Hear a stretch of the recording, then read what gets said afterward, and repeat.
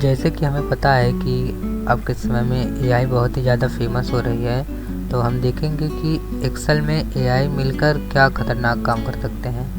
तो सबसे पहले आपको अपने एक्सेल शीट खोल लेना है और उसमें एआई ऐड करने के लिए आपको इंसर्ट में जाना है। इंसर्ट में यहाँ पर गेट एड इंस का ऑप्शन रहेगा।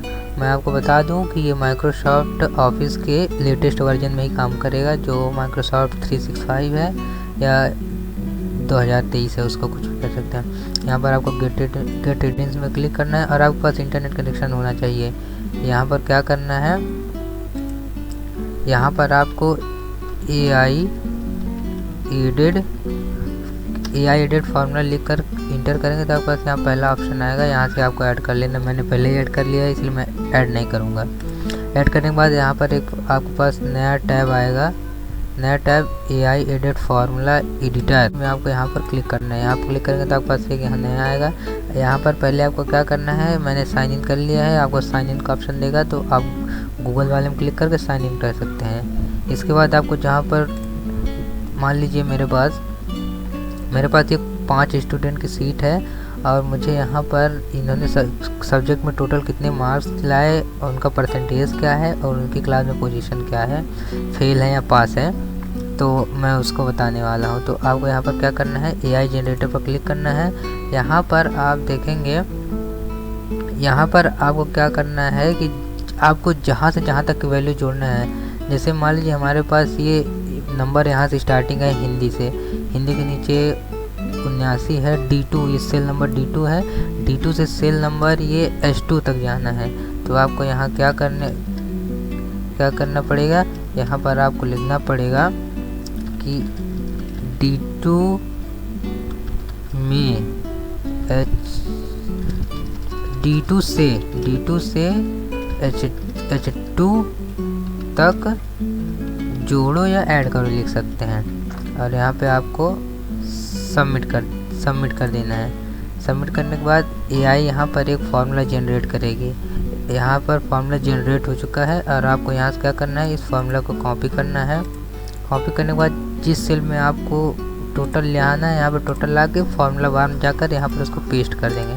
देखिए फार्मूला आ गया, जैसे आप इंटर करेंगे उसका एडिशन आ गया है। इस तरह आप इसको ऐसे बाकी सेल में कर सकते हैं।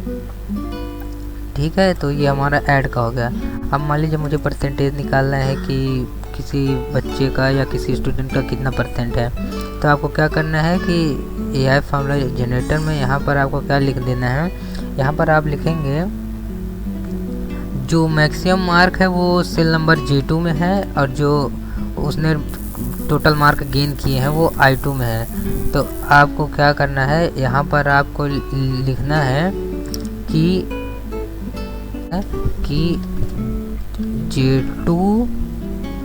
J2 में I2, J2 मतलब टोटल मार्क्स मैक्सिमम मार्क हो गए और I2 हो गया जो उसने मार्क गेन किए हैं। तो आपको लिखना है J2 में I2 कितना परसेंट है, यहाँ पर लिख के आप यहाँ पर सबमिट करेंगे। आप यहाँ पर सबमिट करेंगे तो एआई एक फार्मूला जनरेट करेगी। देख सकते हैं, देखिए यहाँ पर फार्मूला आ गया है। तो आपको क्या करना है, फार्मूला यहाँ से कॉपी कर देना है। कॉपी करके जहाँ पर आपको परसेंट चाहिए उस सेल में क्लिक करके फार्मूला बार में जाकर यहाँ पर आपको पेस्ट कर देना है। पेस्ट करने के बाद आप जैसे इंटर करें, देखिए परसेंटेज आ गया है। आपको अगर लग रहा हो कि सही है तो आप कैलकुलेटर में कैलकुलेट कर सकते हैं। इस तरह आप बाकी का निकाल सकते हैं। अब हमें क्या करना है, कि पोजीशन में हमको फेल या पास दिखाना है। तो आपको यहाँ पर फार्मूला बार में जाना है एआई जनरेटर के, और यहाँ पे हम क्या उसको फार्मूला देंगे कि अगर उसका परसेंटेज 50 से कम है, यानी K2 जो इसका सेल है, K2 सेल इसका जो है, अगर K2 50% से कम है तो क्या होगा कि वो फेल होगा, और अगर 50 से ज़्यादा है तो पास होगा। तो 50 के हम 33 कर लेते हैं। अगर 33 से कम होगा तो फेल और 33 से ज़्यादा होगा तो पास। तो हम यहाँ क्या लिखेंगे, यहाँ पर हम लिखेंगे यहाँ पर K2 अगर 33 33 से ज़्यादा है तो फेल, नहीं 33 से ज़्यादा है तो पास, और नहीं है तो फेल। और यहाँ पे लिखना है और 33 से कम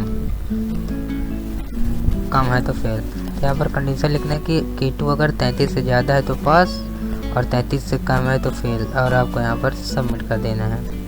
तो आप देख सकते हैं यहाँ पर फार्मूला आ चुका है। तो आपको यहाँ क्या करना है, फार्मूला को यहाँ से कॉपी कर लेना है। कॉपी कर लेने के बाद यहाँ आपको पेस्ट कर देना है। पेस्ट करने के बाद आप जैसे इंटर करेंगे ये देखिए पास दिखा रहा है, और ये सभी पास है क्योंकि किसी का भी 33% से कम नहीं है।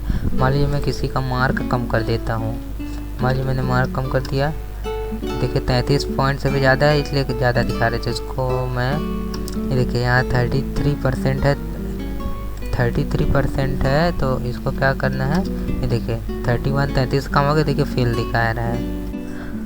अब मान लीजिए हमें किसी दूसरे शीट की वैल्यू, किसी दूसरे सीट के सेल की वैल्यू किसी दूसरे सीट के सेल में दिखाना है, तो हम पहले लुकअप या वी लुकअप फार्मूला का यूज करते थे, लेकिन यहाँ पर आपको किसी फार्मूला का यूज नहीं करना है। यहाँ पर बहुत ही आसान है। आपको क्या करना है कि आपको AI जनरेटर में जाके यहाँ पे आपको लिखना है उस सीट का नाम आपको पता है और सेल का नाम, तो सेल हमारा D4 है और सीट नंबर 1 है। तो आपको यहाँ क्या लिखना है कि सीट 1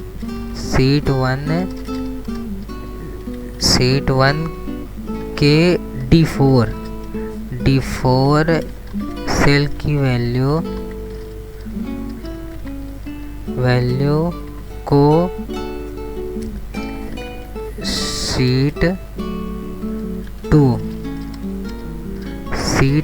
2 के जिस सेल में आपको दिखाना हो उस सेल में आप सीट 2 में दिखाओ ना, तो में दिखाओ, या तो सेल का नाम लिख दीजिए। सीट 2 में सेल नंबर मान लीजिए मैं ले लेता हूँ B3 में दिखाओ। यहाँ पे लिख करके आपको यहाँ पर सबमिट में क्लिक करना है। सबमिट में क्लिक करेंगे सीट में, तो आपको यहाँ क्या करना है, यहाँ पे आपका देखिए फार्मूला आ गया। यहाँ पर आपको इसको कॉपी करना है। कॉपी करने के बाद C2 में आपको जहाँ पे क्लिक करना है यहाँ पे आप इसको पेस्ट करने के बाद इंटर कर दीजिए। तो यहाँ पर सेल की वैल्यू छोटी है, यहाँ पर देखिए सेम वैल्यू दिखा रही है। अगर मान लीजिए मैं यहाँ पर वैल्यू को चेंज कर देता हूँ तो C2 में भी वैल्यू चेंज हो गई है। तो इस तरह हम AI फार्मूला का यूज कर सकते हैं, जो बहुत ही आसान है और हमारे एक्सेल में काम करने के तरीके को बहुत ही आसान कर देती है, और हमें किसी भी फार्मूले की ज़रूरत नहीं पड़ती है।